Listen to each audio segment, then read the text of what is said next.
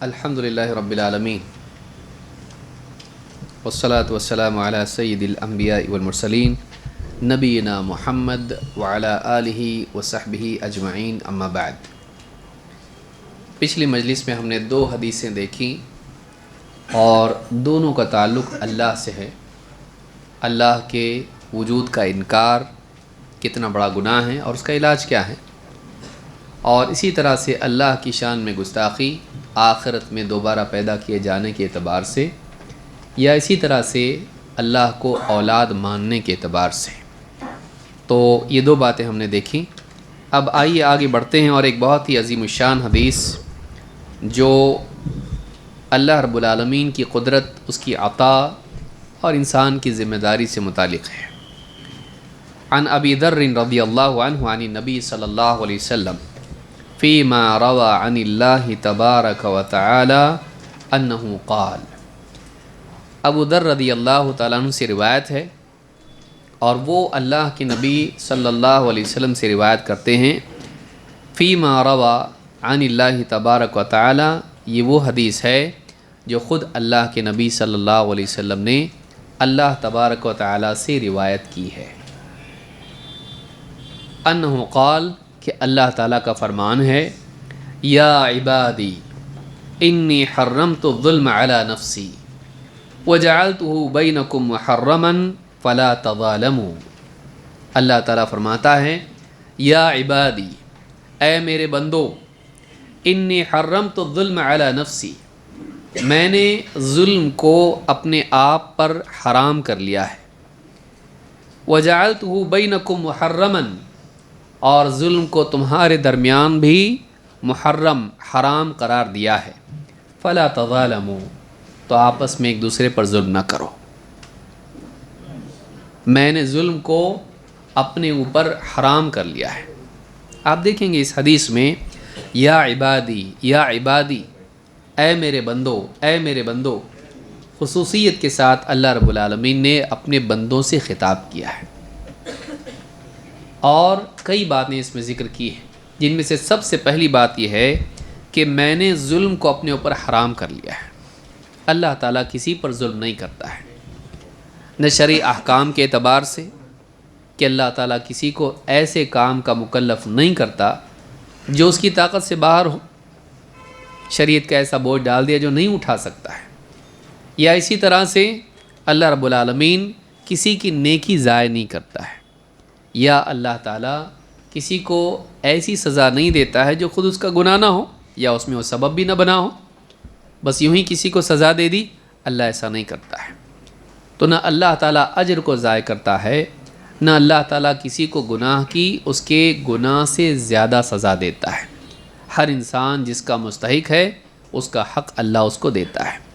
تو کہا کہ میں نے ظلم کو اپنے اوپر حرام کر دیا ہے اور اسے تمہارے درمیان بھی حرام قرار دیا ہے۔ فلا تظالموا، تو تم آپس میں ایک دوسرے پر ظلم نہ کرو، تم کسی کا حق ضائع نہ کرو، کسی پر سرکشی کے ساتھ میں اس کو تکلیف نہ پہنچاؤ، جان، مال اور عزت کے اعتبار سے۔ ظلم کس اعتبار سے ہوتا ہے؟ جان کے اعتبار سے، کسی کو قتل کر ڈالا یا اس کو مارا پیٹا، جسمانی اعتبار سے تکلیف، یا اس کا مال چھین لیا، اس کو ضائع کر دیا، یا اس کی عزت خراب کی، اس پر تہمت لگائی، بہتان لگائی، اس کے بارے میں غلط بیانی کی، تو اس طرح سے جان و مال اور عزت کے اعتبار سے ظلم ہوتا ہے۔ تو کہا کہ فلا تظالموا، اس میں معلوم ہوتا ہے کہ ان ساری باتوں میں سب سے پہلے ظلم کو رکھا گیا۔ معلوم ہے کہ ظلم ایک بہت بری چیز ہے، اور ظلم حدیث میں ہے کہ ان الظلم ظلمات یوم القیامہ، ظلم قیامت کے دن اندھیریاں بن کر آئے گا۔ ظلم، ظلمت کا لفظ ہی خود اندھیرے کے لیے آتا ہے، ظلمات، تو ظلم قیامت کے دن اندھیریاں بن کر آئے گا۔ لہٰذا ایک انسان کو چاہیے کہ وہ کسی پر ظلم نہ کرے، نہ انسان پر، نہ جانور پر، نہ مسلمان پر، نہ غیر مسلم پر، کسی پہ ظلم کرنا جائز نہیں ہے۔ یا عبادی کلکم ضال الا من ہدیتہ فاستہدونی اہدکم۔ بہت پیاری بات اس میں ہے، اور میں نے جیسے بتایا کہ ابن تیمیہ رحمۃ اللہ علیہ کی مستقل 100 صفحات سے زیادہ ایک مستقل کتاب اس کے اوپر ہے، ایک ایک بات کو انہوں نے سمجھا، اور اتنی ساری باتیں اس میں ہیں کہ سب سے پہلی بات ظلم مت کرو، اور اللہ ظلم نہیں کرتا ہے۔ جب اللہ ظلم نہیں کرتا ہے ساری قدرت کے باوجود، تو تم بھی اگر تمہارے پاس قدرت آ جائے، اقتدار آ جائے، صلاحیت اور طاقت آ جائے، تم بھی ظلم مت کرو۔ 2، اے میرے بندو تم سب کے سب گمراہ ہو، ہدایت سے محروم ہو، سوائے اس کی جسے میں ہدایت دوں، تو تم مجھ سے ہدایت مانگو، میں تمہیں ہدایت دوں گا۔ اس میں کئی باتیں ہیں۔ ایک یہ کہ انسان پیدا ہوتا ہے تو اس کو معلوم نہیں صحیح کیا غلط کیا ہے۔ دنیا میں ہم آتے ہیں، کیا ہم کو معلوم ہوتا ہے صحیح عقیدہ کیا ہے، نماز کا طریقہ کیا ہے، کیا حلال ہے کیا حرام ہے؟ نہیں۔ جب تک کہ اللہ تعالی ہم کو رہنمائی نہ دے ہم نہیں معلوم کر سکتے۔ لہٰذا اللہ نے ہر زمانے میں نبیوں رسولوں کو بھیجا، کتابیں نازل کی، تاکہ انسان کو صحیح چیز معلوم ہو۔ تم سب کے سب ہدایت سے محروم ہو، سوائے اسے جسے میں ہدایت دوں، چاہے ہدایت رہنمائی کے اعتبار سے ہو یا توفیق کے اعتبار سے ہو۔ یہ ہمارا کوئی کمال نہیں کہ میں نے حق کو سمجھا اور مانا۔ سمجھنے کے لیے عقل کس نے دی، وسائل کس نے فراہم کیے، اور علم کو تجھ تک لایا کون؟ اللہ تعالیٰ دل میں اگر علم کو جمائے نہیں، حق کو جمائے نہیں، تو آدمی جم نہیں سکتا ہے۔ ہدایت انسان کا کمال نہیں بلکہ اللہ کی عطا ہے۔ یہ نہیں ماننا چاہیے میرے پاس بہت عقل تھی، میں بہت ریسرچ کیا اور پھر اس کے بعد میں صحیح عقیدے پہ آیا، تو کچھ بھی نہیں ہے۔ اللہ تعالیٰ نے تجھ کو ہدایت دی، تب تجھ کو ہدایت ملی۔ اسی لیے اللہ کے نبی صلی اللہ علیہ وسلم صحابہ جب خندق کے وقت میں کھدائی کر رہے تھے، اس وقت میں کہہ رہے تھے لولا اللہ مہتدینا ما تصدقنا ولا صلینا۔ اگر اللہ ہم کو ہدایت نہیں دیتا، ہم کو ہدایت نہیں ملتی، نہ ہم نماز پڑھتے اور نہ صدقہ کرتے۔ تو اگر اللہ ہدایت نہیں دیتا، نہیں ملتی ہدایت۔ یہ ہماری سوچ ہونا چاہیے۔ اپنی صلاحیت کے بت کو توڑنا چاہیے، اپنی عقل اپنی تحقیق کے بت کو توڑنا چاہیے۔ اللہ تعالیٰ نے، ٹھیک ہے ہم نے تحقیق کی، لیکن وہ بنیاد نہیں ہے، وہ سبب ہے۔ توفیق اصل اللہ کی طرف سے ہے۔ اللہ اگر توفیق نہیں دیتا، دنیا میں کتنے ریسرچر ہیں، ہاں کہاں گئے؟ گمراہ ہو گئے کتنے لوگ، کتنے کفر میں کتنے شرک میں چلے گئے۔ اگر اللہ ہدایت نہ دے، ہدایت نہیں مل سکتی ہے۔ ابو طالب اتنے قریب رہ کے ہدایت ملی؟ نہیں۔ اللہ تعالیٰ اگر ہدایت دے تو ہی ہدایت ملتی ہے۔ تو کہا فاستہدونی اہدکم، اس میں اس بات کی طرف اشارہ ہے کہ جو اللہ سے ہدایت مانگتا ہے اللہ اس کو ہدایت دیتا ہے۔ جو سچے دل سے ہدایت کا طالب ہو اور اس کے لیے صحیح کوشش کرے، اللہ تعالیٰ اس کو ضرور ہدایت دیتا ہے۔ اس سے معلوم ہوتا ہے کہ ہدایت کوئی اور نہیں دے سکتا ہے۔ ہاں بابا کی نظر پڑی تو کتا بھی ولی بن گیا؟ ہدایت اللہ دیتا ہے۔ یہ نہیں کہ کوئی گلے مل لیا تو ہاں پورا علم اس کا اس میں آ گیا۔ کہاں سے لائے یہ سب کچھ؟ اللہ کے نبی صلی اللہ علیہ وسلم گلے نہیں مل سکتے تھے ابو طالب کے، اور سارے لوگوں کو آتے معانقہ کرتے چاہو سب کو، ہاں جتنے کفار ہیں سب سے دل مل لے، یہاں کا پوری ہدایت دل میں چلی گئی۔ کیا ضرورت ہے اتنا سمجھانے کی؟ یہ سب باتیں ہیں۔ اللہ کے نبی صلی اللہ علیہ وسلم نے جیسے دعوت دی، دعوت دینی پڑتی ہے، اور اللہ کی توفیق سے ہدایت ملتی ہے۔ تو ہدایت اللہ کی طرف سے آتی ہے، یہ نہیں کہ اپنے دل سے نکال کے کوئی کسی کے دل میں ڈال دے، کسی کے دل پر کسی کا بس ہے نہیں ہے۔ اور یا عبادی کلکم جائع الا من اطعمتہ فاستطعمونی اطعمکم، اے میرے بندو تم سب کے سب بھوکے ہو سوائے اس کے جسے میں کھلاؤں، تم مجھ سے کھانا مانگو میں تم کو کھانا دوں گا۔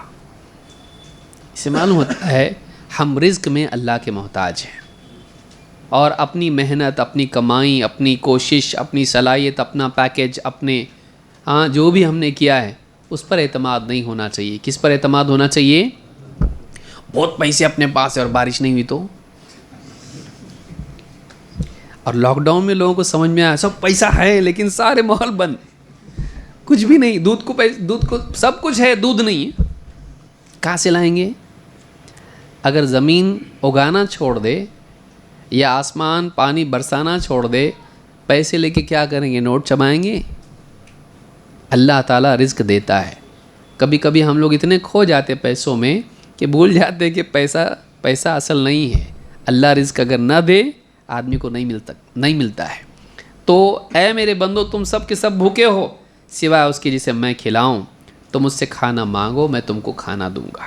یعنی ہر دن آدمی کو یہ سمجھنا چاہیے کہ اللہ کا میں محتاج ہوں. اللہ چاہے گا تو میں کھاؤں گا, نہیں تو نہیں کھا سکتا. اللہ سے مانگوں گا, اللہ دے گا مجھ کو.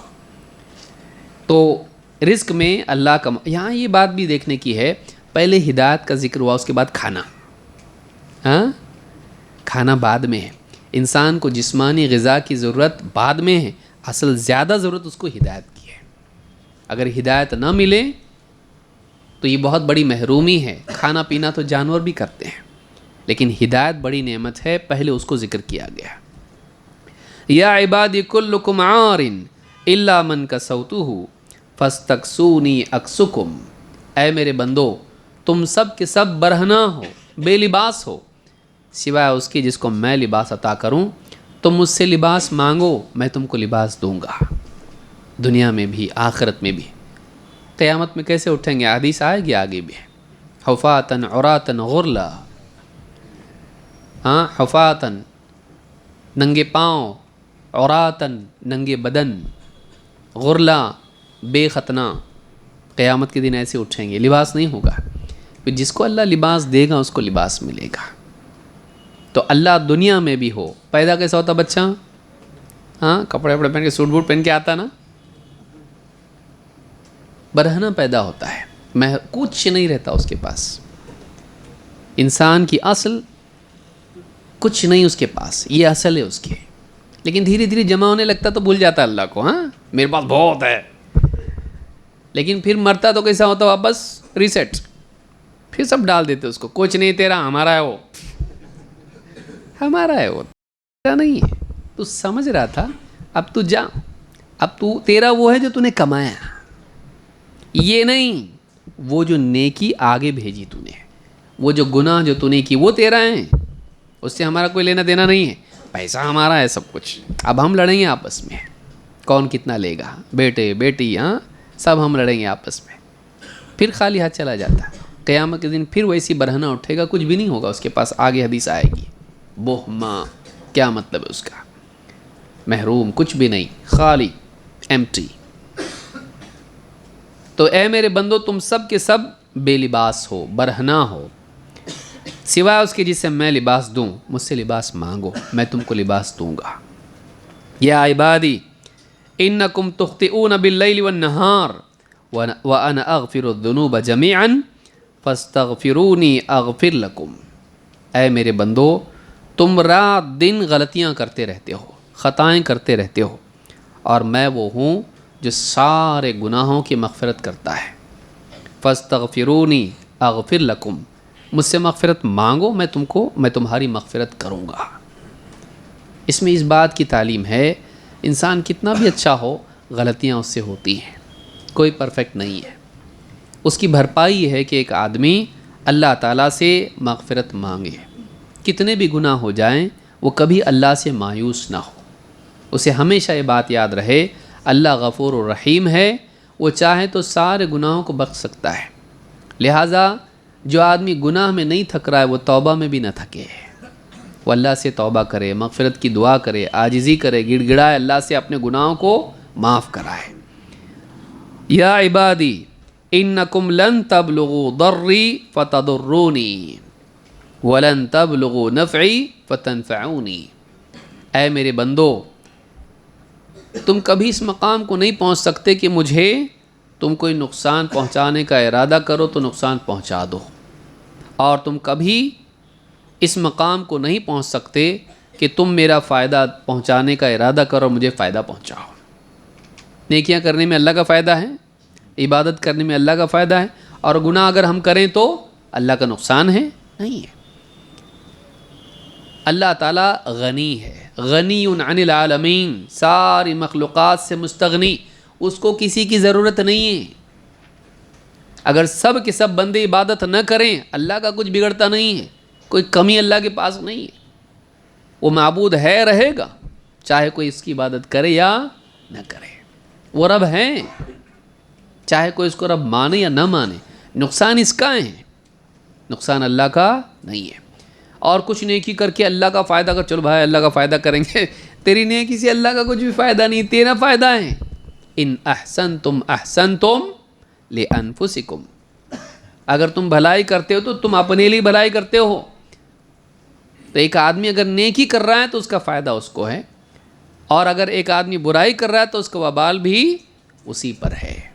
تو کہا کہ تم کبھی اس مقام کو نہیں پہنچ سکتے کہ تم اللہ کو نقصان پہنچانے لگو، یا تم کبھی اتنے اونچے نہیں ہو سکتے کہ اللہ کا فائدہ کرنے لگو۔ یا عبادی لو ان اولکم و آخرکم و انسکم و جنکم کانوا علی اتقى قلب رجل واحد منکم ما زاد ذلك فی ملکی شیئا۔ اے میرے بندو، اگر تمہارے پہلے سے لے کے آخری انسان تک، انسان بھی اور جنات بھی، سب کے سب اگر تم میں سے سب سے متقی شخص کے قلب کی طرح ہو جائیں، میری بادشاہت میں ذرا بھی اضافہ ہونے والا نہیں ہے۔ پہلے سے لے کے آخری انسان سے لے کے جنات، سارے کے سارے، یعنی آدم علیہ السلام سے لے کے آخری انسان تک، اور پہلے جن سے لے کے آخری جن تک، سب کے سب تم میں سے سب سے زیادہ متقی انسان کے دل کی طرح ہو جائیں، تب بھی میری بادشاہت میں سے کوئی اضافہ ہونے والا نہیں ہے۔ تمہاری کوئی حیثیت ہی نہیں ہے، تمہارے ذریعے کچھ بڑھے گا ایسا کچھ بھی نہیں ہے۔ اور یا عبادی لو ان اولکم و آخرکم و انسکم و جنکم کانوا علی افجر قلب رجل واحد ما نقص ذلک فی من ملکی شیئا۔ اور اے میرے بندو، تمہارے پہلے سے لے کے آخری تک انسان جن سب کے سب تم میں سے سب سے زیادہ گناہ گار شخص کے دل کی طرح ہو جائیں، تب میری بادشاہت میں ذرا بھی کوئی کمی نہیں ہوگی۔ تم نیکی کر کے اللہ کا فائدہ نہیں کرتے اور گناہ کر کے اللہ کا نقصان نہیں کرتے۔ اور دل یہاں پہ کہا اس لیے کہ بہت سارے کام آدمی نہیں کر پاتا لیکن دل میں کر سکتا ہے، نیکی کے اعتبار سے ہو یا گناہ کے اعتبار سے۔ سب سے نیک دل، سب سے بدترین دل کی طرح ہو جائے، اس کی طرح ہو جائے، تب بھی اس سے کوئی فرق پڑتا اللہ کو نہیں۔ اللہ مستغنی ہے، اللہ کو کسی کی ضرورت نہیں، یہ عقیدہ ہمیشہ یاد رکھنا چاہیے۔ اللہ غنی ہے، اللہ کو کچھ حاجت نہیں، ہماری عبادت سے اللہ کو کچھ فائدہ نہیں ہوتا۔ غیر مسلم بہت سارے سوال پوچھتے ہیں، وہ کیوں بولتا ہم کو عبادت کرنے کے لیے، کیوں کرنے کا اس کی عبادت، اس کو ضرورت ہے کیا ہماری عبادت کی؟ نہیں۔ دنیا میں موٹی مثال آپ دیکھیے، ایک ڈاکٹر ہے، بولتا یہ صبح برابر پابندی سے کھانا، یہ کھانا، اور اتنے دن کے بعد واپس آؤ۔ اس کو ضرورت ہے آپ کی؟ آپ کو ضرورت زیادہ ہے اس کی بات مان کے آپ اس کی نہیں مانیں گے، اس کا نقصان ہوگا۔ میں تو دیکھو ابھی ڈاکٹر کی نہیں ماننے والا، ہاں ڈاکٹر کو نقصان پہنچائے گا تو، یا اس کی مان کے اس کی صحت بڑھے گی؟ نہیں۔ اس کی دوائی تو اگر کھائے گا تیرا فائدہ ہے، نہیں کھائے گا تیرا نقصان ہے۔ ٹیچر کی بات اسٹوڈنٹ نہیں سن رہا، اس کا نقصان ہے، پڑھائی نہیں کر رہا، اس کا نقصان ہے۔ یہ دنیا میں ہے، رب العالمین ہے وہ۔ یہاں ڈاکٹر اور ٹیچر تو بھی تھوڑے بہت محتاج ہوتے ہیں فیس کا، اور یہ بھی فیس کا، لیکن اللہ بالکل بھی محتاج نہیں ہے۔ اللہ تعالی ہمارا محتاج نہیں، ہماری عبادت کا نہیں، اور نہ ہمارے گناہوں سے اللہ کا کوئی نقصان ہوتا ہے۔ یا عبادی لو ان اولکم و آخرکم و انسکم و جنکم قاموا فی صعید واحد فسألونی فأعطیت کل انسان مسألتہ ما نقص ذلك مما عندی الا کما ينقص المخیط اذا ادخل البحر۔ اے میرے بندو، تمہارے پہلے سے لے کے آخری تک انسان جن سب کے سب ایک میدان میں ایک وقت میں جمع ہو کے ہر ایک اپنی چاہت کے اعتبار سے اللہ سے مجھ سے مانگ لے اور میں وہ سب دے بھی دوں، تو اس سے میرے خزانے میں اتنی بھی کمی نہیں ہوگی جتنی سمندر میں سوئی ڈبونے سے ہوتی ہے۔ پہلے سے لے کے آخری انسان، کار چاہیے، بنگلہ چاہیے، جو بھی جو مانگنا ہے مانگ۔ پہلے سے لے کے بادشاہ بھی ہوں گے نا، صرف ہمارے سے فقیر تھوڑی ہوں گے کہ اپنے حساب سے مانگ رہے، بادشاہ کے حساب سے مانگے گا۔ پہلے سے لے کے آخری تک انسان سے لے کے جن ایک وقت میں، ایسا بھی نہیں ٹھہرو پروڈکشن ہو رہا رکو ابھی، نہیں، ایک وقت میں سب کے سب اللہ سے مانگیں، اپنی چاہت کی چیز مانگیں. پاسبل ہے کہ ایسا نہیں، جو مانگنا ہے مانگو، تھوڑا آگے ہو جائیے اور ہوتے رہیے. لوگ آتے رہیں گے، ان کے لیے جگہ بنائیے. سارے کے سارے لوگ جو ان کی تمنائیں ہیں سب اللہ سے مانگ لیں، اور اللہ تعالیٰ اس پر قادر ہیں کہ سب کو ایک وقت میں دے سکتا ہے. اور اگر دے دیا اللہ تعالیٰ نے تو کیا ہوگا؟ کمی ہوگی اللہ کے پاس؟ اتنی بھی کمی نہیں ہوگی جتنا سمندر میں سوئی ڈبونے سے ہوتی ہے.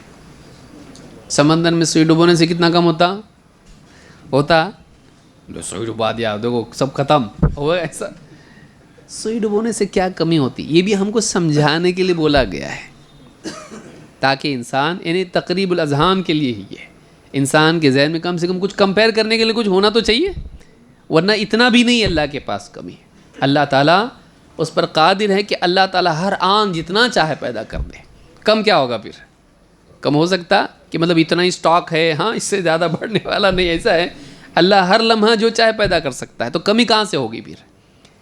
لیکن یہ سمجھانے کے لیے بولا گیا کہ سمندر کتنا بڑا انسان جانتا ہے، اس میں سوئی کتنی ہلکی ہے اور کتنا آتا اس کو ڈبونے سے، لیکن اتنی بھی کمی نہیں ہوگی. اللہ کے خزانوں میں اتنا ہے اللہ کے پاس، اور ہم دنیا میں پڑے ہوئے ہاں مخلوق کے پیچھے دوڑ رہے ہیں. لینا ہے تو اللہ سے آدمی لینے والا بنے، اور اللہ پر اعتماد ہونا چاہیے، اللہ کے خزانوں پر نگاہ ہونا چاہیے. یا عبادی انما ہی اعمالکم احصیہا لکم ثم اوفیکم ایہا. اے میرے بندو، یہ تو تمہارے اعمال ہیں جو گن گن کے میں تمہارے لیے رکھ رہا ہوں، پھر ایک دن آئے گا میں پورا پورا بدلہ تم کو اس کا عطا کروں گا. فمن وجد خیرن فلیحمد اللہ. تو جو بھلائی پائیں وہ اللہ کی حمد کریں. ومن وجد غیر ذلک فلا یلومن الا نفسہ. اور جس پر وبال آئیں، جس کو خیر کی بجائے شر ملے، تو وہ اپنے آپ ہی کو ملامت کرے. آخرت میں اگر انعام مل رہا ہے تو اللہ کی عطا ہے، اور اگر سزا مل رہی ہے تو تیری غلطی ہے، اللہ کا ظلم ہوگا نہیں. ذمہ دار غلطی کا تو ہوگا. اللہ کے ہاں غلطی نہیں، نہ انعام میں نہ سزا میں، غلطی تیری ہے. اور اگر اللہ نے تجھ کو دیا ہے تو تیری اوقات سے زیادہ ہی دے گا. تو ایک نیکی کیا تو اللہ 10 اس کو بنا کے اس کا انعام دیتا ہے. تو کئی گناہ کر کے اللہ عطا کرتا ہے، تو اللہ کی عطا ہمیشہ تیری نیکی سے بہتر رہے گی. تو یہاں پر فرمایا کہ فمن وجد خیرا فلیحمد اللہ ومن وجد غیر ذلک فلا یلومن الا نفسہ. اس میں دو باتیں ہیں. ایک تو یہ کہ بندے کے اعمال اللہ تعالیٰ لکھ لکھ کے محفوظ کر کے رکھتا ہے. اللہ کسی کی نیکی ضائع کرتا نہیں، کسی کی نیکی ضائع نہیں کرتا. بعض بولتے ہم کو یاد نہیں رہ رہا کتنے ذکر کیا ہم نے، سبحان اللہ الحمدللہ. تیرے کو یاد نہیں ہے، اللہ تعالیٰ کے ہاں محفوظ ہے. وہ انہیں یاد نہیں رہتا کر کے وہ ٹک ٹک ٹک ٹک لا کے جاپان کی، چائنا کی، ہاں پہلے جاپان کی ہوتی تھی، اب چائنا کی آ رہی. کوئی ضرورت نہیں ہے، انگلیوں پر جتنا ہو سکتا گنو. اور اگر وہ بھی جہاں گنتی بتائی گئی ہے، جہاں گنتی بتائی نہیں گئی ہے، اگر بغیر گنتی کے بھی پڑھتا ہے، ذکر کرتا ہے سبحان اللہ چلتے پھرتے میں، کوئی مسئلہ نہیں. بولے یاد لکھ کے رکھنا پڑے گا، ہاں کتنا آج میں نے کیا. یا کچھ لوگ رکھتے ہیں 70,000 کی ایک تسبیح، ہاں گلے میں، پاؤں، بغل میں، یہاں سے سب سے. کیا ہے یہ؟ انگلیوں پر گنو، یہ گواہی دیں گی. انگلیوں پر گننا چاہیے، یہ گواہی، چاہے ایسا گنے چاہے ایسا گنے. یہ زیادہ یعنی انگلیاں اس طرح سے عقد اس کو کہتے ہیں، بند کرنا گنتی کے لیے. تو انگلیوں پر آدمی شمار کرے جو اذکار آئے ہیں، اور 100 سے زیادہ میل میں ذکر نہیں ہے، اور 100 پریکٹس سے ایزی ہوتا. بولے یاد نہیں رہتا ہم کو. تسبیح وغیرہ جو اس طرح کی چیزیں بچنا چاہیے اس سے، سنت سے ثابت نہیں. اس میں مشابہت بھی ہے دوسری قوموں کی، ریاکاری کا بھی احتمال ہے، اور بعض اوقات تو چلتے رہتا اور دماغ بھی چلتے رہتا اور زبان بھی چلتے رہتی. وہ دے اتنا، اس کو سامان باندھ کے دے، اس کا ہاں اس کا گلے میں سے بھاؤ نکال، اس کا کتنا. آدمی سب باتیں کرتا اور یہ چل رہا ہے، آدمی دیکھتا ہی کر رہا ہے کیا، مطلب باتیں گن رہا ہے، اپنے گن رہا ہے. انگلیوں پر شمار کریں، اور اتنا اس کے لیے کافی ہے. یہ مشینیں اس طرح کی نکالنا بچنا چاہیے اس سے آٹومیٹک. تو کہا کہ ومن وجد खैरन फलियहमदिल्लाह वमन वजद गैर ज़ालिका फला यलूमन्ना इल्ला नफ्सह। क़ाल सईदुन, हदीस के रावी सईद कहते हैं, कान अबू इदरीसा अल-खौलानी, अबू इदरीस अल-खौलानी ये किबार ताबईन में से हैं, किबार ताबईन में से हैं, और ये नबी सल्लल्लाहु अलैहि वसल्लम के ज़माने ही में हुनैन के वक्त में पैदा हुए थे, लेकिन ताबई हैं, मुलाकात नहीं हुई। तो कहते हैं कि कान अबू इदरीसा अल-खौलानी इदा हद्दथ बिहादल हदीफ़ी जथा अला रुकबतैही। इस हदीस के रावी अबू इदरीस अल-खौलानी जो ताबईन में से हैं, किबार ताबईन में से, बड़े ताबईन में से हैं, यानी बहुत ज़्यादा सहाबा उनको मिले, वो जब ये हदीस बयान करते तो घुटनों के बल बैठ के, जैसे अत्तहियात में अदब से आदमी बैठता है, अदब से बैठ के हदीस बयान करते थे कि ये ऐसी अजीम शान हदीस है, इसको बयान करने में अदब से बयान करना पड़ेगा, क्योंकि इसमें इतनी सारी बातें, आप देखिए कितनी सारी बातें हैं, अल्लाह की आज़मत का बयान है इसमें, और इंसान की मोहताजी का बयान है, इंसान कितना कमज़ोर है, कितना मोहताज है, अल्लाह कितना अजीम है, ऐसे अल्लाह को हम मानते हैं। तो ये हदीस बहुत प्यारी हदीस है, इसको इमाम मुस्लिम ने रिवायत किया है, हदीस नंबर 2577। तो इसमें है कि इंसान मोहताज है और अल्लाह का मोहताज है, और अल्लाह किसी का मोहताज नहीं।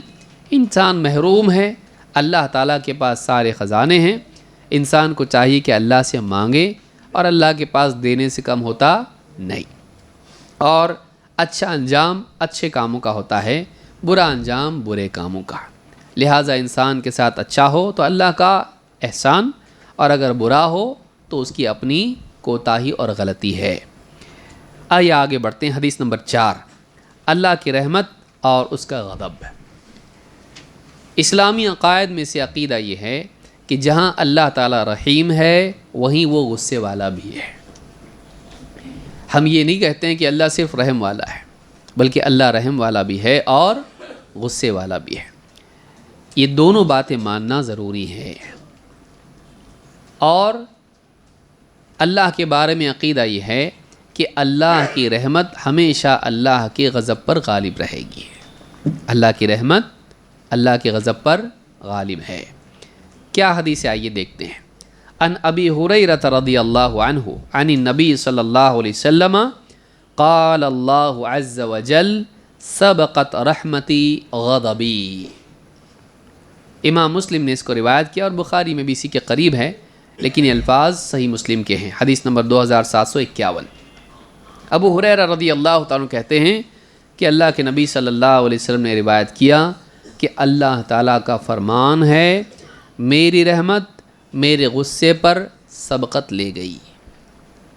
मेरी रहमत मेरे, और बाज़ रिवायतों में गलबत रहमती गज़बी, मेरी रहमत मेरे गुस्से पर गालिब है। कभी आपने गौर किया कुरान करीम में सूरह फातिहा पढ़ते वक्त में आप पहले क्या पढ़ते? अल्हम्दुलिल्लाह रब्बिल आलमीन। उसके बाद अर्रहमान अर्रहीम में क्या है? बड़ा मेहरबान निहायत रहम वाला है। उसके बाद बदले के दिन का मालिक है। तो बदले के दिन का अच्छा किया तो अच्छा मिलेगा, बुरा किया तो, और जिसको इंसाफ दुनिया में नहीं मिला उसको क़यामत के दिन मिलेगा। वो डर पैदा करता है। इब्न कसीर इसीलिए कहते हैं पहले में रग़बत है, दूसरे में तरहीब है, डर है उसमें कि कोई चीज़ ऐसी जाएगी नहीं, वहाँ फ़ैसला होने वाला है, अच्छे का अच्छा बुरे का बुरा, नेकी और गुनाह उनका फ़ैसला होगा। वो मालिक है बदले के दिन का। दुनिया के सारे मालिक ख़त्म हो जाएंगे, यहाँ के सारे बादशाह छुट्टी, उस दिन कोई बादशाह नहीं सिवाय अल्लाह के। टेम्पररी दुनिया में बने हुए बादशाह भी ख़त्म, यहाँ के मालिक सब ख़त्म।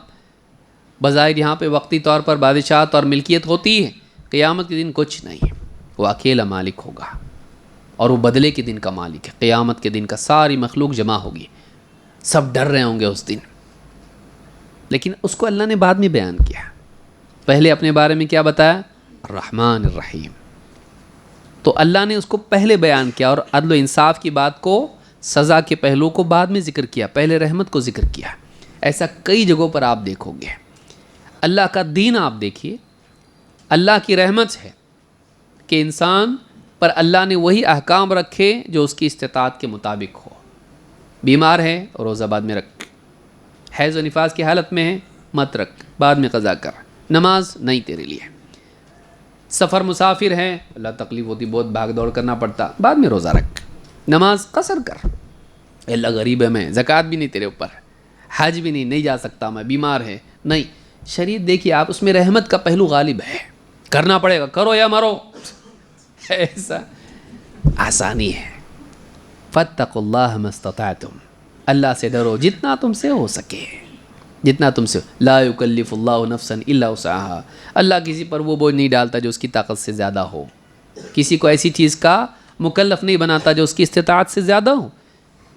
آپ کو اللہ کی رحمت دکھائی دے گی کہ ہر انسان کا لحاظ کیسے بھی حالات میں ہے اس کے حساب سے، اوکے تیرے سے جتنا ہوتا اتنا کر، کھڑے ہو کے پڑھ سکتا پڑھ، نہیں بیٹھ کے پڑھ، نہیں لیٹ کے پڑھ۔ تو شریعت میں یہ رحمت ہے اللہ کی، کیا ہے یہ؟ پھر آپ دیکھیے اللہ تعالیٰ نے انسان کو کہا ڈھونڈ تو تیرے حساب سے کیا صحیح ہے نہیں بتاؤں گا میں، تو معلوم کر، عقل دیا نا؟ نہیں، اللہ نے نبی بھیجے، رسول بھیجے، کتنے نبی، ہر زمانے میں ہر علاقے میں نبی بھیجے تاکہ کوئی بندہ محروم نہ رہے ہدایت سے۔ پھر کتابیں نازل کی کہ نبی چلے گئے تو کتاب باقی رہے، پھر انسان کو فرشتے رکھے جو اس کو تلقین کرتے رہتے ہیں، پھر اس کے دل میں ایک ایسی چیز رکھی جو غلط کر رہا تو اس کو بتاتے رہتی، انسان کو ہاں ریسیٹ کے لیے اندر سے ایک اس کے لیے جگانے والی چیز ہوتی ہے۔ پھر انسان کے لیے اللہ نے نیکی کا جذبہ اس کی فطرت میں رکھا، گناہ کے بعد احساس اس کے اندر رکھا، پھر نیکی پر اللہ تعالیٰ نے ایک نیکی کے بدلے 10 گناہ، 10 سے 700 گناہ تک، جیسا حدیث میں بھی آئے گا، اور گناہ اگر کیا تو ایک ہی گناہ، ایک ہی لکھا جائے گا، زیادہ نہیں، دوسرے کی گناہ اس پہ نہیں ڈال دیے جائیں گے بلا وجہ، اور اگر گناہ کرنے کے بعد زندگی بھر گناہ کیا لیکن پھر معافی مانگ لیا تو اللہ معاف کر دے گا۔ اب دیکھیے یہ ساری چیزیں کیا بتاتی ہیں؟ اللہ رحیم ہے، لیکن صرف رحیم نہیں ہے، وہ عدل و انصاف والا بھی ہے۔ رحمت کا تقاضا یہ ہے کہ جو معافی کے لائق ہو اس کو معاف کر دے، اور عدل و انصاف کا تقاضا ہے کہ جو سزا کے لائق ہو اس کو سزا بھی دے۔ اللہ تعالیٰ جہاں رحیم ہے وہیں وہ غصہ بھی ہوتا ہے ایسا کام کرنے سے جو اللہ کو پسند نہیں ہے۔ تو اللہ رحیم بھی ہے اور غضب والا بھی ہے، اللہ تعالیٰ معاف کرنے والا بھی ہے اور عذاب دینے والا بھی ہے۔ نبئ عبادی انی انا الغفور الرحیم وان عذابی هو العذاب العلیم، اے نبی میرے بندوں کو بتائیے کہ میں بڑا غفور الرحیم ہوں، مغفرت کرنے والا، رحم کرنے والا، اور میرا عذاب بڑا دردناک ہے، میرا عذاب بڑا۔ آپ دیکھیے عذاب کی بات بعد میں کی اور پہلے کیا کی؟ رحمت کی بات۔ سبقت رحمتی غضبی، لہٰذا ایک انسان کو اس حدیث کا حاصل کیا ہے؟ کیا انسان اللہ سے بے خوف ہو جائے؟ نہیں، اس میں بتایا گیا کہ اللہ رحیم ہے تو غصے والا بھی ہے، لیکن یہ بتایا جا رہا ہے کہ انسان کو کبھی بھی اللہ سے مایوس نہیں ہونا چاہیے، کیونکہ اس کی رحمت کیا ہے؟ غضب پر غالب ہے۔ تو کتنا بھی گناہ گار ہو جائے، اب میں گیا کام سے، کبھی نہیں ہوتا ایسا، بلکہ اللہ تعالیٰ سے امید رکھ سکتا ہے۔ اگر میں آج اپنی اصلاح کر لوں، اللہ سے معافی مانگ لوں، کتنا بھی برا ہو چکا ہو، آخری وقت میں بھی بندہ اللہ سے اگر توبہ کر لے اللہ اس کو معاف کر دیتا ہے۔ تو یہ جو حدیث بتاتی ہے اگرچہ اللہ غصے والا ہیں، گناہوں پر سزا دیتا ہے، لیکن اس کی رحمت غالب ہے اس کے غصے پر، کہ اگر زندگی بھر اللہ کو ناراض کرنے والا اگر توبہ کر لے، اصلاح کر لے، حق قبول کر لے، تو اللہ تعالیٰ کی رحمت اس کے غصے پر غالب آ جاتی ہے، اللہ اس کو معاف کر دیتا ہے۔ سمجھ میں آئی بات؟ تو اس حدیث میں بتایا گیا ہے سبقت رحمتی غضبی، میری رحمت میرے غصے پر غالب ہے۔ تو اللہ رحیم بھی ہے اور غصے والا بھی ہے، غصے والا بھی ہے، صرف رحیم نہیں۔ آپ کیسا جج پسند کریں گے؟ صاحب اس نے خون کیا ہے، معاف، اس نے چوری کیا ہے، معاف، اس نے ظلم کیا، معاف، صاحب میرے اوپر ظلم کیا اس نے، تو بھی معاف۔ ایسا جج پسند کرتا کوئی نہیں۔ عدل و انصاف کا تقاضا ہے کہ جو واقعی سزا کا حقدار ہے اس کو سزا ملے، خالی سب پہ رحم کرو ایسا نہیں چلتا، سزا کا حقدار جو ہے اس کو سزا بھی ہونا چاہیے۔ انسان کے دل میں انصاف اور عدل کا جذبہ ہے، چھوٹا بچہ بھی اس کے ساتھ بھی ظلم ہوا تو اس کو برداشت نہیں ہوتا، یہ اللہ رب العالمین نے انسان میں رکھا ہے۔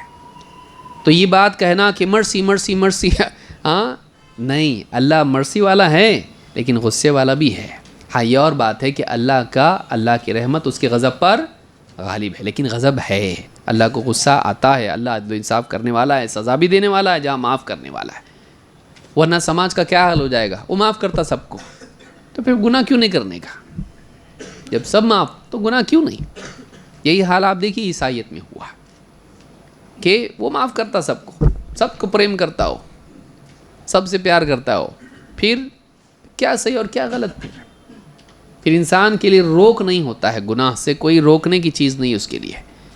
بہت ضروری کہ جہاں انسان کو امید اللہ سے وہیں خوف بھی ہو، اور خوف بہت بڑا محرک ہے، ڈر بہت بڑا موٹیویشن ہے۔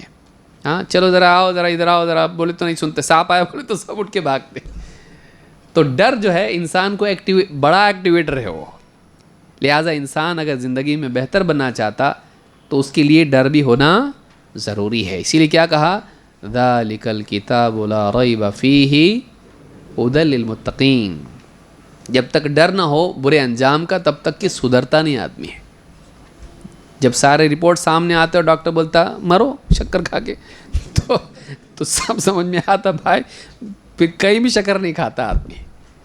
لیکن ایسا بولیں گے ہیلتھ بنانے کے لیے شکر نہیں کھانا چاہیے، وہ تو کبھی کھاتا کبھی نہیں کھاتا، لاپرواہی برتتا۔ لیکن ڈاکٹر بولتا ابھی کھائے نا تو پھر بولنا نہیں، اگلے ہفتے جنازے میں ہی میں آؤں گا تمہارے تو نہیں کھاتا پھر۔ تو ڈر انسان کو برائی سے بچاتا ہے۔ تو اسلام کی تعلیمات میں یہ ہے، خالی یہ نہیں کہ اللہ رحیم ہے، اللہ کا ڈر بھی انسان کو ہونا چاہیے۔ اس حدیث کو امام مسلم نے روایت کیا ہے، حدیث نمبر 2751۔ حدیث نمبر 5، توحید اور استغفار۔ انس رضی اللہ تعالیٰ عنہ کہتے ہیں سمعت رسول اللہ صلی اللہ علیہ وسلم یقول، میں نے اللہ کے رسول صلی اللہ علیہ وسلم کو فرماتے سنا، قال اللہ تبارک و تعالی، اللہ تبارک و تعالی کا فرمان ہے، یا ابن آدم، اے آدم کے بیٹے، انک ما دعوتنی ورجوتنی، جب تک تو مجھے پکارتا رہے اور مجھ سے امید باندھے رہے، غفرت لک علی ما کان فیک ولا ابالی، میں تیری مغفرت کرتا رہوں گا چاہے تو نے کچھ بھی کیا ہو اور مجھے کوئی پرواہ نہیں، ولا ابالی، اور اتنا بڑا گناہ کیسا معاف کر رہا ہے؟ اللہ کو کوئی پرواہ نہیں۔ بادشاہ کون ہے؟ قانون کس کا توڑا؟ وہ چاہے تو معاف کر دے، اس کو کوئی پوچھنے والا ہے؟ علماء کہتے ہیں لا ابالی کا مطلب یہ لا یسأل عما یفعل، اللہ سے کوئی پوچھ نہیں سکتا کیوں معاف کرا اس کو تو نے، اللہ جس کو چاہے معاف کر دے۔ جب تک تو مجھے پکارتا رہے، مجھ سے امید باقی رکھے، تیرا جو بھی گناہ ہوگا میں اس کی مغفرت کر دوں گا، مجھے کوئی پرواہ نہیں۔ یا ابن آدم لو بلغت ذنوبک عنان السماء، اے ابن آدم تیرے گناہ اگر آسمان کی بلندیوں تک پہنچ جائیں، عنان بادل کو بولتے ہیں، بادلوں تک اوپر تے جا کے گناہ، اتنے بڑا اگر ٹاور بناؤ یا اتنا ڈھیر بنا دو گناہوں کا، آسمان تک چلے گئے، لو بلغت ذنوبک عنان السماء ثم استغفرتنی غفرت لک ولا ابالی، اے ابن آدم اگر تیرے گناہ آسمان کی اونچائی کو چھونے لگیں اور پھر اس کے بعد تم مجھ سے مغفرت مانگے اپنے گناہوں کے لیے، میں تیری مغفرت کر دوں گا، مجھے کوئی پرواہ نہیں، ولا ابالی۔ یا ابن آدم، اے آدم کے بیٹے، انک لو اتیتنی بقراب الارض خطایا، تو زمین بھر کے گناہ کر کے مجھ سے ملاقات کریں، میرے پاس آئیں، ثم لقیتنی لا تشرک بی شیئا، اور پھر مرنے کے بعد تیری مجھ سے ملاقات ہو تو ایسے حال میں کہ تو میرے ساتھ شرک نہیں کرتا تھا، لَأَتَيْتُكَ بِقُرَابِهَا مَغْفِرَةً، میں بھی اتنی مغفرت لے کے تجھ سے ملاقات کروں گا۔ زمین بھر کے گناہ لے کے آیا لیکن میرے ساتھ شرک نہیں کرتا تھا، میں بھی تجھ سے ملاقات اتنی مغفرت لے کے کروں گا۔ اس حدیث کو امام ترمذی نے روایت کیا ہے، حدیث نمبر 3540۔ اس میں 3 باتیں ہیں۔ ایک، جب تک کہ مجھ کو پکارتا رہے گا بھلائے گا نہیں، چھوڑے گا نہیں، اور جب تک کہ مجھ سے امید باقی رکھے گا، جو بھی گناہ تو نے کیے ہوں اپنی طرف سے اللہ چاہے تو معاف کر سکتا ہے۔ اللہ کو پکارتے رہنا، اس سے دعا کرتے رہنا، گڑ گڑاتے رہنا اس کے آگے، اور اس سے امید باقی رکھنا، مایوس نہیں ہونا چاہیے۔ یہاں گناہ کرنے کی دعوت نہیں ہے، گناہ ہونے کے بعد مایوس نہ ہونے کی دعوت ہے، یاد رکھیں گے اس کو۔ یہ نہیں کہ چلو گناہ کریں گے، نہیں، یہاں یہ بات بتائی جا رہی ہے تو نے کتنے بھی پاپ کیے ہوں، کبھی ایسا نہیں ہو سکتا کہ اللہ اب معاف نہیں کر سکتا، ایسا نہیں ہوگا۔ جب تک کہ تیری زندگی باقی ہے تیرے لیے معافی کا دروازہ کھلا ہوا ہے۔ پھر مرنے کے بعد اگر گناہ باقی رہے تو اب اللہ کی مشیت پر ہے، چاہے تو معاف کرے چاہے تو سزا دے، اور اللہ چاہے تو معاف کر سکتا ہے، ولا ابالی، کہا کہ مجھے کوئی پرواہ نہیں ہے، کوئی اللہ کو پوچھنے والا نہیں تو نے کیوں معاف کیا۔ اللہ کے لیے کسی کا قاعدہ نہیں ہے، اللہ جو چاہے کر سکتا ہے۔ تو اس میں یہ کہ اللہ سے امید باقی رکھنا چاہے کتنے گناہ کیوں نہ ہوئے ہوں، اور اس میں یہ بات ہے کہ ایک انسان اللہ سے مغفرت مانگے تو اللہ تعالیٰ اس کی مغفرت کرتا ہے، چاہے بڑے سے بڑا گناہ کیا ہو۔ اور تیسری بات اس میں یہ ہے کہ اگر آدمی شرک نہ کرتا ہو تو چاہے جتنے گناہ زندگی میں ہوئے ہو، ایک نہ ایک دن اس کی مغفرت ہو کہ وہ جنت میں جائے گا۔ شرک کرنے والا جنت میں نہیں جائے گا، شرک پر مرنے والا جنت میں نہیں جائے گا۔ لیکن اگر شرک نہیں کیا اور گناہ ہیں تو پھر یا تو اللہ اس کی مغفرت کر دے یا پھر سزا دینے کے بعد اس کو جنت میں ڈال دے، اللہ کی مشیت پر اس کا معاملہ ہوگا۔ تو اس حدیث سے بات معلوم ہوتی ہے کہ انسان کو شرک نہیں کرنا چاہیے، اللہ سے ملاقات اس حال میں ہونی چاہیے کہ وہ شرک نہیں کرتا تھا۔ اس سے ایک بات یہ معلوم ہوتی ہے کہ ایک انسان نے زندگی بھر شرک کیا ہو اور اپنی زندگی کے آخری حصے میں اس نے شرک کو چھوڑ کے توحید اختیار کی ہو، تب بھی اللہ اس کو معاف کر دیتا ہے، تب بھی اس کے لیے جنت ہے۔ اسی لیے اللہ کے نبی صلی اللہ علیہ وسلم ابو طالب کا جب آخری وقت آیا تو جا کے کیا کہا؟ اے چچا، لا الہ الا اللہ کا اقرار کر لو، میں تمہاری سفارش اللہ کے ہاں کروں گا۔ معلوم ہوا کہ اگر آخری وقت میں بھی ایک مشرک توحید پر آ جائے اور اس کے بعد اس کی موت ہو جائے تب بھی ایسا انسان جنت میں جا سکتا ہے۔ کیا یہ اللہ کی رحمت نہیں ہے؟ شرک کتنا بڑا گناہ ہے، شرک اللہ کے خلاف بغاوت ہے، اللہ کی شان میں گستاخی ہے۔ ہمارا زندگی بھر کوئی انسلٹ کرتا رہا اور پھر ہم کو بولے سوری غلطی ہو گئی میرے سے، بھائی معاف کر دو، دل اپنا صاف ہوتا؟ کتنا مشکل ہے وہ، اور رب العالمین ہے، ہمارے پاس تو کچھ قدرت بھی نہیں، ہم کچھ بگاڑ بھی نہیں سکتے اس کا، لیکن اللہ رب العالمین جس لمحہ چاہے برباد کر سکتا ہے۔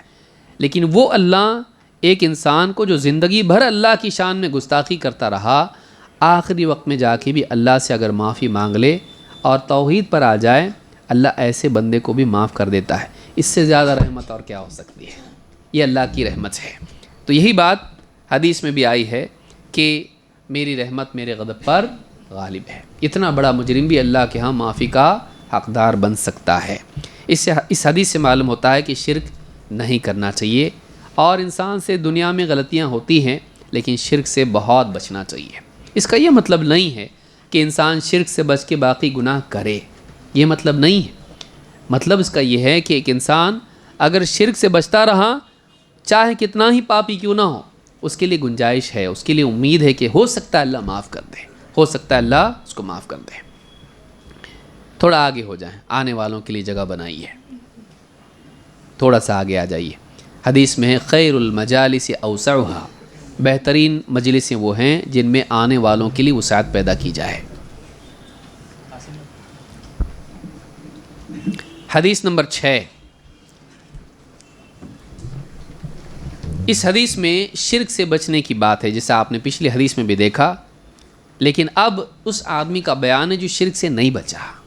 پچھلی حدیث میں اس کا بیان تھا شرک سے بچنے والے کے لیے کتنی امید ہے، لیکن اب حدیث ہم دیکھیں گے کہ آدمی افسوس کرے گا آخرت میں، کاش میں شرک نہیں کرتا، کاش میں شرک نہیں کرتا۔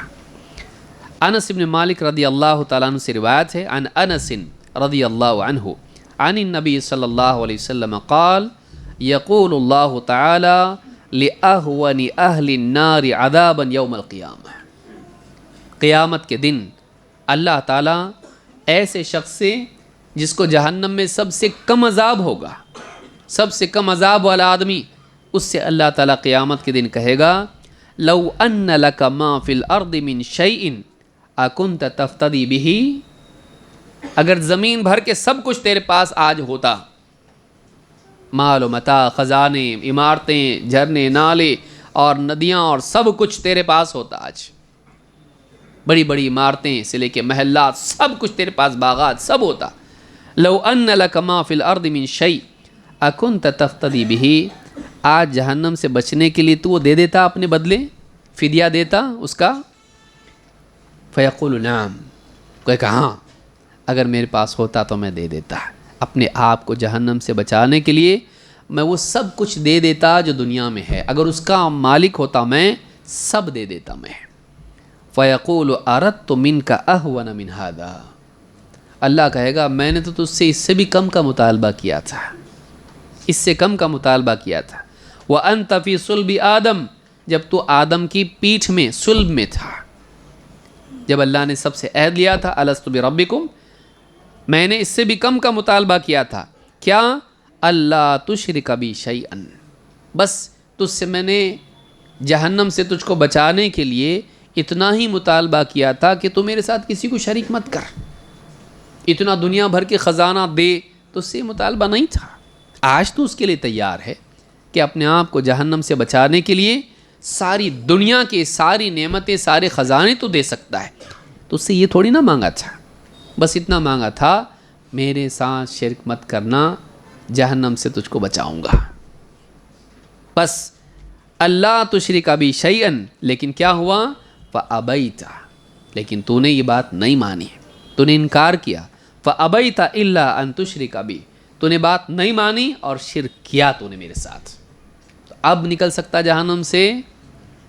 یعنی قیامت کے دن جہنم میں جانے والا مشرک اس کے لیے بھی تیار ہو جائے گا کہ اگر میرے پاس دنیا بھر کی ساری چیزیں ہوتی وہ سب دے کے میں اپنے آپ کو بچا لوں، کیا کام آئے گا پیسہ؟ دنیا کے مال و متاع کی کیا قیمت ہے؟ اپنے آپ کو بچانے کے لیے وہ دینے کے لیے تیار ہو جائے گا، لیکن آخرت میں کچھ دے دلا کے چھٹی ہو سکتی؟ جو تجھ سے مانگا تھا وہ نہیں کیا تو نے، جو تجھ سے مانگا تھا وہ نہیں کیا، تجھ سے بس ایک چیز مانگی تھی، میرے ساتھ شرک مت کرنا، اور وہ بہت آسان تھا، وہ کوئی کرنے کا کام بھی نہیں تھا، وہ بچنے کی چیز تھی، بس شرک مت کر، توحید کا اہتمام کر، اتنا کر کے آتا، یہ سب دینے کی ضرورت نہیں پڑتی، تو اس کو جہنم سے بچا لیا جاتا، چاہے کتنے گناہ تیرے کیوں نہ ہو۔ قیامت کے دن اہل توحید، اس کے بالمقابل آپ دیکھیے ابن ابی عاصم نے اور بہت سارے محدثین نے اس کو روایت کیا ہے، قیامت کے دن بعض ایمان والے، توحید والے جہنم میں جائیں گے گناہوں کی وجہ سے، مشرک بھی جہنم میں ہوں گے، ان کو طعنہ دیں گے، کہیں گے کیا فائدہ ہوا تمہارے اسلام کا، کیا فائدہ ہوا تمہاری توحید کا؟ لات اور عزا کی عبادت کرنے والے کہیں گے کہ ہم بھی جہنم میں آ گئے نا، تم بھی آئے نا جہنم میں، کیا فائدہ ہوا تمہارے ایمان کا اور توحید کا، کیا فائدہ ہوا تمہارے اسلام کا؟ اللہ تعالیٰ کو ان کی اس بات سے غصہ آئے گا، اللہ تعالیٰ حکم دے گا تو ان سارے ایمان والوں کو، مسلمانوں کو، توحید والوں کو جہنم سے نکال دیا جائے گا۔ اس وقت میں مشرکین جب دیکھیں گے کہ یہ سارے ایمان والے جہنم سے نکال دیے گئے، اس وقت میں وہ تمنا کریں گے کاش ہمارے پاس بھی ایمان ہوتا، ہمارے پاس بھی توحید ہوتی تو ہم کو بھی جہنم سے نکالا جاتا۔ اسی لیے قرآن کریم میں اللہ نے فرمایا ربما یود الذین کفروا لو کانوا مسلمین، ایک وقت آئے گا، ایسا ایک وقت آئے گا جب کفار اس بات کی دلی تمنا کریں گے کاش وہ مسلمان ہوتے ہیں۔ وہ کون سا وقت ہے جب وہ تمنا کریں گے کاش ہم مسلمان ہوتے، کاش ہمارے پاس اسلام ہوتا، کاش ہمارے پاس توحید ہوتی؟ جب وہ دیکھیں گے کہ ایک ایک کر کے سب ایمان والے، توحید والے جہنم سے نکالے جا رہے، سب پاپی گناہگار، کوئی کیا کیا کوئی کیا کیا، سب کو نکالا جا رہا، توحید والا جا رہا میں یہاں نکل رہا، وہاں سے سب کو نکالا جائے گا، اور ان کو نہیں، تم یہیں رہو، تم کو نہیں، کبھی نہیں نکالا جائے گا جہنم سے تم کو۔ اس وقت میں ان کو حسرت ہوگی کہ کاش ہمارے پاس توحید ہوتی ہے۔ تو یہ ایمان، اس کی حفاظت کرنا بہت ضروری ہے۔ ہم بہت فتنوں کے دور میں ہیں، اپنی جیب سے زیادہ اپنے دل کی حفاظت ضروری ہے۔ جیب کٹی تو چلے گا، پیسہ پھر ملے گا، ایمان پہ خاتمہ اگر نہیں ہوا، ہمیشہ کی بربادی ہے۔ اپنے ایمان کی حفاظت کرنا چاہیے۔ اس حدیث کو جو میں نے ذکر کی امام البخاری مسلم دونوں نے روایت کیا ہے. صحیح بخاری حدیث نمبر 6557، صحیح مسلم حدیث نمبر 2805 الفاظ بخاری کے ہیں. اس سے معلوم ہوتا ہے کہ قیامت کے دن ایک مشرک اپنے بدلے دنیا کا سب کچھ دینے کے لیے تیار ہوگا، لیکن وہ وہاں کام نہیں آئے گا، کچھ کام نہیں آئے گا. آخرت میں مال کام نہیں آئے گا، آخرت میں صرف ایمان کام آئے گا، اعمال کام آئیں گے. نمبر 7، شہادتین کی کیا فضیلت ہے. شہادتین کیا ہے؟ اشہد ان لا الہ الا اللہ و اشہد ان محمد رسول اللہ. عن عبداللہ بن عمرو بن العاص رضی اللہ عنہما قال قال رسول اللہ صلی اللہ علیہ وسلم ان اللہ سیخلص رجلا من امتی علی رؤوس الخلائق یوم القیامہ. عبداللہ بن عمرو بن عاص رضی اللہ تعالیٰ عنہ کہتے ہیں کہ اللہ کے رسول صلی اللہ علیہ وسلم نے فرمایا قیامت کے دن اللہ تعالیٰ میری امت میں سے ایک شخص کو سارے لوگوں میں سے چن کے بلائے گا. فینشر علیہ 99 سجلا کل سجل مثل مد البصر. اس کے گناہوں کے 99 دفتر کھولے جائیں گے. بہت بڑا سپر پاپی ہوگا یہ. کتنے؟ 99 دفتر گناہوں کے اس کے ہوں گے، اور جہاں تک اس کی نگاہ جاتی وہ دفتر ہوں گے، نہیں اتنے گناہ اس نے زندگی میں کیے ہوں گے. ثم یقول اتنکر من ھذا شیئا. اس سے پوچھا جائے گا یہ جو سب کچھ ہے اس میں سے کسی چیز کا تجھ کو انکار ہے؟ میں نے نہیں کیا تھا، ہاں کچھ ہے ایسا بولنا؟ فیقول اللہ یا رب. کیا بولے گا؟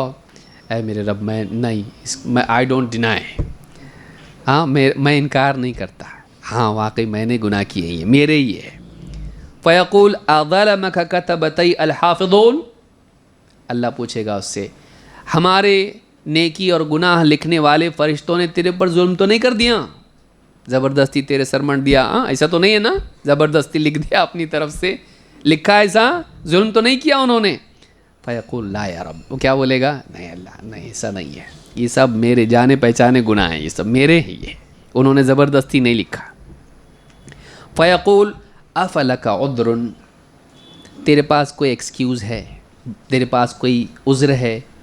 ایسا نہیں تھا، وہ ٹینشن میں تھا، ایسے حالات تھے، یا کچھ تیرا عذر ہے کچھ ایسا؟ او حسنہ، یا کوئی نیکی ہے تیرے پاس؟ فیہاب الرجل. وہ اور ڈر جائے گا، نہ میرے پاس کوئی عذر ہے نہ میرے پاس کوئی نیکی ہے، اور ڈر جائے گا. فیقول لا یا رب. بولے گا نہیں اللہ میرے پاس کچھ بھی نہیں، میرے پاس کوئی بہانہ بھی نہیں، کوئی ایکسکیوز نہیں، کوئی نیکی نہیں. فیقول بلا ان لک عندنا حسنہ. اللہ اس سے کہے گا بلکہ ہمارے پاس تیری ایک نیکی ہے، ہمارے پاس. اس کو یاد نہیں. آپ سوچئے اللہ کیسا رحیم ہے، اس کو یاد نہیں ہے تیری نیکی، تیرے پاس کچھ؟ بولے گا نہیں میرے پاس کچھ بھی نہیں ہے. اللہ تعالیٰ ہمارے پاس تیری ایک نیکی ہے. بلا ان لک عندنا حسنہ فإنہ لا ظلم علیک اليوم. آج تیرے اوپر ظلم نہیں ہو سکتا، آج تیرے اوپر ظلم نہیں ہو. اتنے پاپ ہیں تو ایک نیکی کیا فائدے کی؟ نہیں، تو لے گا وہ گناہ اور نیکی تو لے گی، وہ ایک نیکی ہی کیوں نہ ہو. فتخرج بطاقۃ فیہا. ایک چٹھی نکلے آئے گی، چٹھی ایک نکالی جائے گی. اشہد، اس کے پر لکھا ہوگا اشہد ان لا الہ الا اللہ و اشہد ان محمدن عبدہ و رسولہ. اس پر لکھا ہوگا میں اس بات کی گواہی دیتا ہوں کہ اللہ کے سوا کوئی عبادت کے لائق نہیں، اور محمد صلی اللہ علیہ وسلم اللہ کے بندے اور اس کے رسول ہیں. فیقول احضر وزنک. اس سے کہا جائے گا چل وزن جہاں کیا جا رہا وہاں حاضر ہو، وزن کیا جائے گا اب تیری نیکی اور گناہ کا. فیقول یا رب ما هذه البطاقۃ ما هذه السجلات. کہے گا اللہ اتنے سارے گناہ کے دفتر ہیں، اس کے مقابلے میں ایک چٹی پرچی کیا کام آئے گی؟ مطلب اس کا کیا ہونے والا ہے، پہلے سے دکھ رہا مجھ کو. اس سے کہا جائے گا فقال انک لا تظلم. کا نہیں، حاضر تو ہونا پڑے گا، اس لیے کہ تجھ پر ظلم نہیں کیا جا سکتا. یعنی اتنے سارے گناہوں کی وجہ سے تیری ایک نیکی کو ہم کہے کچھ بھی نہیں ہے، ایسا نہیں ہو سکتا ہے. وہ نیکی تو لے گی، نیکی کے پلڑے میں نیکی تو لے گی، گناہوں کے پلڑوں میں پلڑے میں گناہ رکھے جائیں گے، وہ تو ہونا ہی ہونا ہے. ایک نیکی تو چھوڑ دیں گے ایسا نہیں، ایک بھی نیکی چھوڑتا نہیں اللہ تعالیٰ. قال فتوضع السجلات في كفة والبطاقة في كفة. سارے کے سارے دفتر ایک پلڑے میں رکھتے جائیں گے، اور وہ ایک پرچی جس میں شہادتین کا اقرار ہوگا وہ دوسرے پلڑے میں رکھی جائے گی. فطاشت السجلات وثقلت البطاقة. جو 99 دفتر گناہوں کے ہوں گے وہ ایک دم ہلکے ہو جائیں گے، اور وہ ایک پرچی جو ہوگی وہ کیا ہوگی؟ وہ بھاری ہو جائے گی. اور آپ نے فرمایا فلا يثقل مع اسم اللہ شیء. اللہ کے نام کے مقابلے میں کوئی چیز بھاری نہیں ہو سکتی. اس حدیث کو امام احمد، ترمذی، ابن حبان، حاکم اور بہقی نے شعب الایمان میں روایت کیا ہے، اور صحیح الجامع الصغیر میں شیخ الالبانی کہتے ہیں کہ یہ صحیح ہے، حدیث نمبر 1776. تو کیا اس کا یہ مطلب ہے کہ کتنے بھی پاپ کرو آخرت میں کلمہ پڑھنے والا نیکیاں اس کی غالب آ جائیں گی، جہنم میں کوئی نہیں جائے گا؟ جائے گا. علماء نے کہا یہ پھر کون ہے؟ کہا کہ یہ وہ آدمی ہوگا جس نے بہت پاپ کیے تھے، لیکن آخری وقت میں اتنے اخلاص کے ساتھ اس نے کلمے کا اقرار کیا تھا کہ وہ اخلاص نے اس کو اتنا بھاری، کیونکہ پڑھنے سے نہیں ہوتا، کیسا پڑھا اس پہ رہتا. چاہے وہ نماز ہو یا کلمہ ہو یا کچھ بھی ہو، جو عمل آدمی کا ہوتا ہے اس کی کیفیت اس کو مضبوط اور بھاری بناتی ہے. ورنہ الفاظ تو سبھی پڑھتے ہیں، لیکن اس کا بھاری پن آیا کہاں سے؟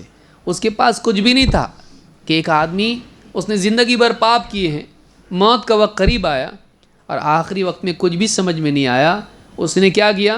پورے دل کے اخلاص کے ساتھ پوری توبہ، اپنے دل کو پورا اللہ کی طرف کر کے ایسا اس نے پڑھا کہ اس کا یہ کلمہ اتنا وزنی ہو گیا کہ اس کے سارے گناہوں پر کیا ہو گیا؟ بھاری ہو گیا.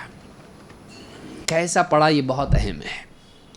تو ایک انسان نے آخری وقت میں اس طرح کا کلمہ پڑھا ہو تو سارے گناہوں پر وہ بھاری آ سکتا ہے، بشرطے کہ اس کا وزن اتنا ہو. یہ نہیں کہا کہ سارے لوگوں کا ایسا ہوگا، ایسا نہیں ہے.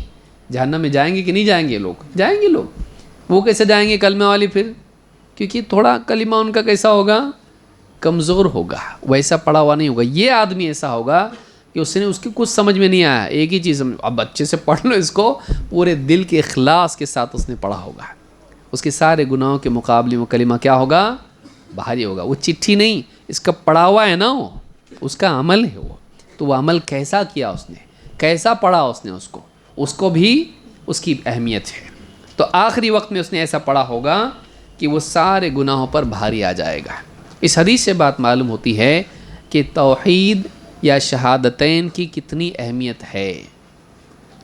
اگر انسان اخلاص کے ساتھ اس کو پڑھتا ہو اور صحیح جذبات اور کیفیات کے ساتھ اور یقین کے ساتھ اور عزم کے ساتھ اس کو پڑھتا ہو تو ایسے انسان کا یہ کلمہ اس کے گناہوں پر بھاری آ سکتا ہے. حدیث نمبر 8 اس میں توحید کی اہمیت ہے. اور ایک جاہل، اس میں ان لوگوں کے لیے بھی تنبیہ ہے جو بات بات پہ لوگوں کی تکفیر کرتے ہیں. آئیے دیکھتے ہیں حدیث کیا ہے. عن ابی ہریرہ رضی اللہ عنہ عن النبی صلی اللہ علیہ وسلم قال. ابو ہریرہ رضی اللہ تعالیٰ عنہ نبی صلی اللہ علیہ وسلم سے روایت کرتے ہیں، آپ نے فرمایا کان رجل یسرف علی نفسہ. پچھلے زمانے میں ایک آدمی تھا جس نے اپنے اوپر بہت ہی حدیں پار کر گیا تھا، اپنے ہی خلاف حدیں پار کر گیا تھا، گناہوں میں بہت زیادہ گناہ اس نے کیے تھے. اور ایک روایت میں ہے لم یعمل خیرا قط، اور ایک روایت میں ہے الا التوحید. میں کئی روایتوں کو جمع کر کے اس میں آپ کی متون میں ہے کہ اس نے کوئی بھلائی نہیں کی تھی سوائے توحید کے. فلما حضرہ الموت قال لبنیہ. جب موت کا وقت آیا تو اپنے بیٹوں سے اس نے کہا اذا انا مت فاحرقونی ثم اطحنونی ثم ذرونی فی الریح. جب میں مر جاؤں مجھے جلانا اور میری راکھ بنانا اور پھر اس کو ہوا میں اڑا دینا. میں مر جاؤں تو کیا کرنا؟ مجھے جلانا، راکھ کو پیسنا اور اس کے بعد کیا کرنا اس کو ہوا میں بکھیر دینا. فواللہ لئن قدر علی ربی لیعذبنی عذابا ما عذبہ احدا من العالمین. اس لیے کہ اللہ کی قسم اگر اللہ تعالیٰ مجھ پر قادر ہو گیا دوبارہ پیدا کرنے پر تو مجھے ایسا عذاب دے گا کہ اپنے بندوں میں سے کسی کو ایسا عذاب نہیں دیا.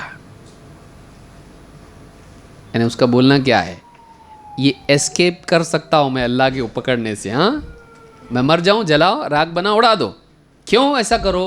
میں بچنا چاہتا ہوں. کس چیز سے؟ اللہ کی پکڑ سے.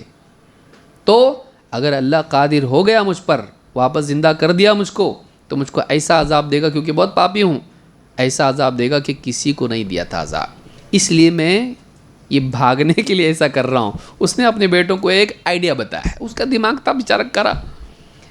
بچنے کے لیے کیا کیا؟ راکھ بنا کے اڑا دو. اللہ نہیں کر پائے گا. پھر اس کی دماغ میں یہ تھا کہ اگر راکھ بنا کے بکھیر دیے, اس کے ساتھ دفن کریں تو کیسے واپس اللہ اٹھائے گا. راکھ بنا کے اڑا دیے تو نہیں اٹھاتا اللہ. ایسا اس کی دماغ میں تھا, جاہل تھا وہ. فلما مات فعل به ذلك. جب مر گیا بچوں نے ویسا کیا. اگلی روایت میں آئے گا کہ کیوں کیا انہوں ایسا. فلما مات فعل به ذلك. جب وہ مر گیا تو بچوں نے بھی جیسا بولا تھا ویسا کیے, جلائے, راکھ بنائے, بکھیر دیے. فامر اللہ الارض فقال اجمعی ما فیک من.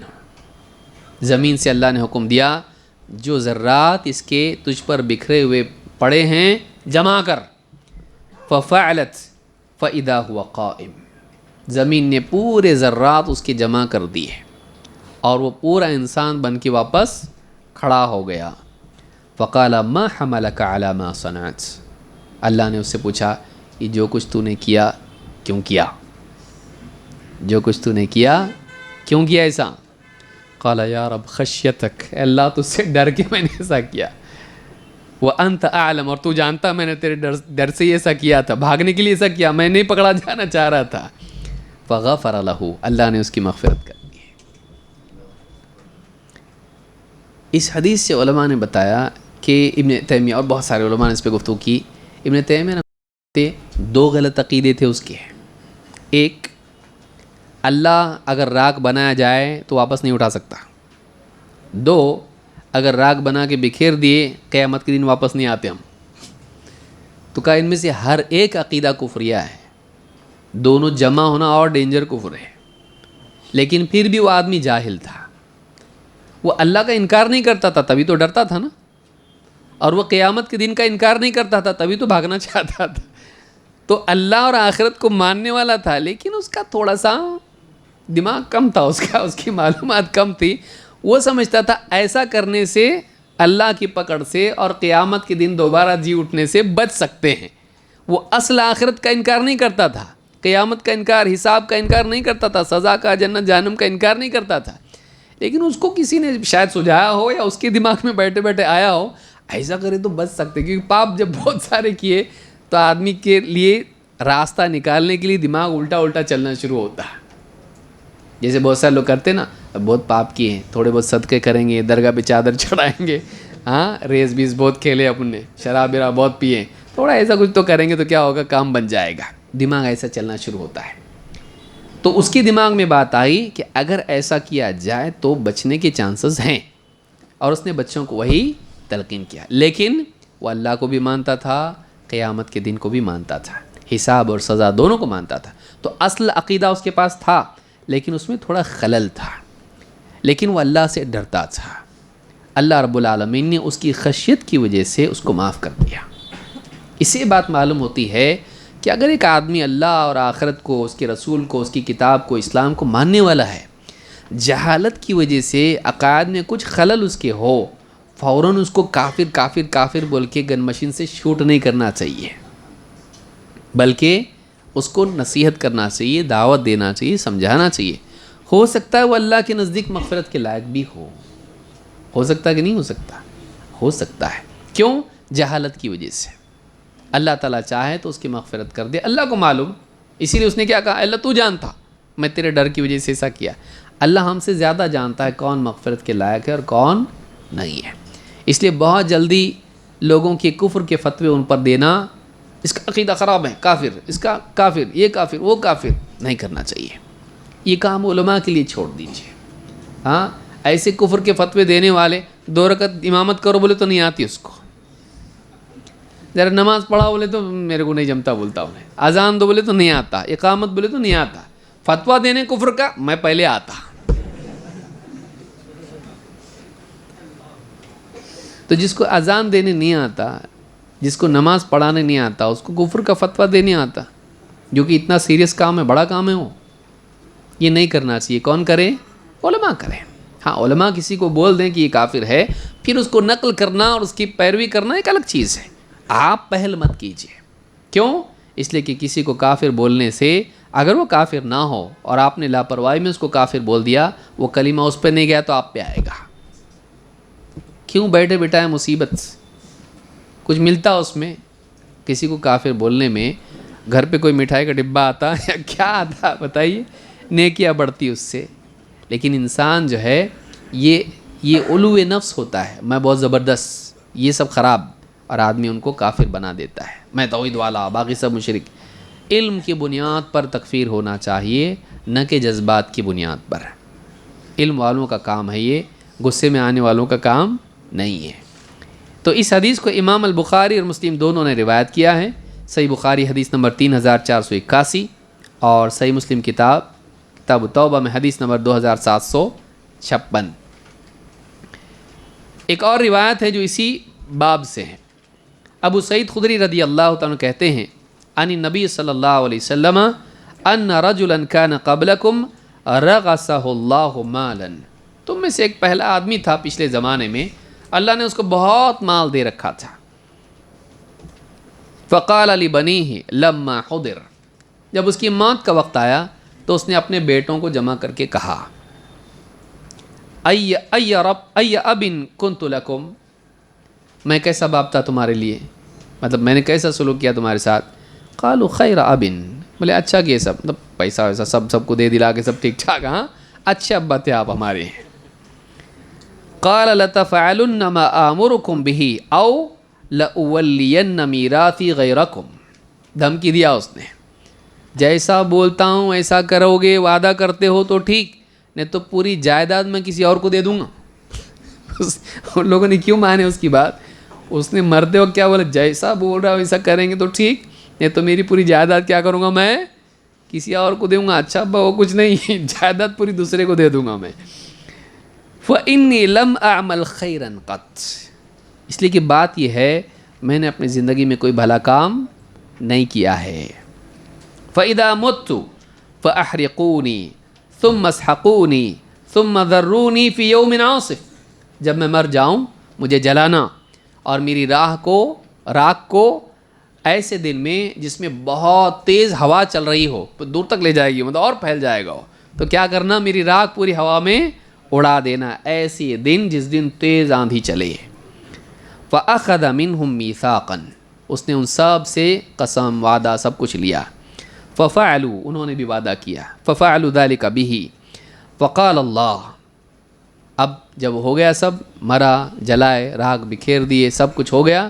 فقال اللہ له کن فکان اسرع من طرفۃ العین. جب وہ مر گیا اور یہ سب کچھ ہو گیا، اللہ نے صرف ایک حکم دیا. کیا حکم تھا وہ؟ کن، ہو جا. پلک جھپکنے کی بھی دیری نہیں تھی کہ واپس سے وہ زندہ ہو کے کھڑا ہو گیا. بھاگ سکتے اللہ سے؟ فجمعہ اللہ عز وجل، اللہ نے اس کو جمع کر دیا. فقال یا عبدی، کہا اے میرے بندے، ما حملک علی ما فعلت، یہ جو کچھ تو نے کیا کیوں کیا ایسا تو؟ قال مخافتک یا رب، اے میرے رب تیرے ڈر کی وجہ سے. فتلقاہ برحمتہ، اللہ تعالیٰ کی رحمت نے اسے اپنے، یعنی اللہ تعالیٰ نے اس پر رحم فرما دیا. اللہ نے اس سے ملاقات کی اس حال میں کہ اللہ نے اس پر رحم کر دیا، اللہ نے اس کو اپنی رحمت میں جگہ دی. تو اس آدمی نے اللہ کے خوف سے سب کچھ کیا تھا اور وہ جاہل تھا. اور اللہ رب العالمین نے اس کے اصل ایمان کو قبول کرتے ہوئے اس کی جہالت سے اور اس کی غلط عمل سے درگزر کرتے ہوئے اس کو کیا کر دیا؟ معاف کر دیا۔ اس سے اللہ کے خوف کی اہمیت بھی معلوم ہوتی ہے کہ اللہ کا خوف زندگی میں ہونا چاہیے۔ اس کی مغفرت کس بنیاد پر ہوئی؟ جل کے مرا اس لیے؟ ہاں، یا مرنے کے بعد جلا دی اس کے لیے؟ نہیں، اس کی مغفرت ہوئی کس وجہ سے؟ وہ اللہ سے ڈرتا تھا۔ تو اللہ کا خوف زندگی میں ہونا ضروری ہے، یہ چیز جنت میں لے جاتی ہے۔ وَلِمَنْ خَافَ مَقَامَ رَبِّهِ جنتان، جو اپنے رب کے سامنے کھڑا ہونے سے ڈرتا رہا اس کے لیے دو جنت ہے، کیونکہ جنت میں بھی کیا ہیں؟ باغات ہیں۔ اس کے لیے کتنی جنتیں ہیں؟ 2۔ تو ایک انسان اگر اللہ سے امید رکھتا ہے کہ اللہ اس کو جنت میں ڈالے تو اس امید کے ساتھ ساتھ اس کو اللہ کا خوف بھی ہونا چاہیے کہ وہ مجھ سے حساب لے گا تو میں کیا جواب دوں گا۔ تو اللہ سے حساب کے اعتبار سے، حساب دینے کے اعتبار سے ڈرنا انسان کے اعمال کو بہتر بناتا ہے اور اس کے انجام کو بھی بہتر بناتا ہے۔ اللہ رب العالمین ہم سب کو توفیق عطا فرمائے۔ یہ جو حدیث ہے امام البخاری نے اور مسلم دونوں نے اس کو روایت کیا ہے۔ صحیح بخاری حدیث نمبر 3478، صحیح مسلم حدیث نمبر 2757۔ تو میں سمجھتا ہوں اس مجلس کے لیے حدیث کافی ہے، اور مزید باتیں ہم آنے والی مجالس میں دیکھیں گے۔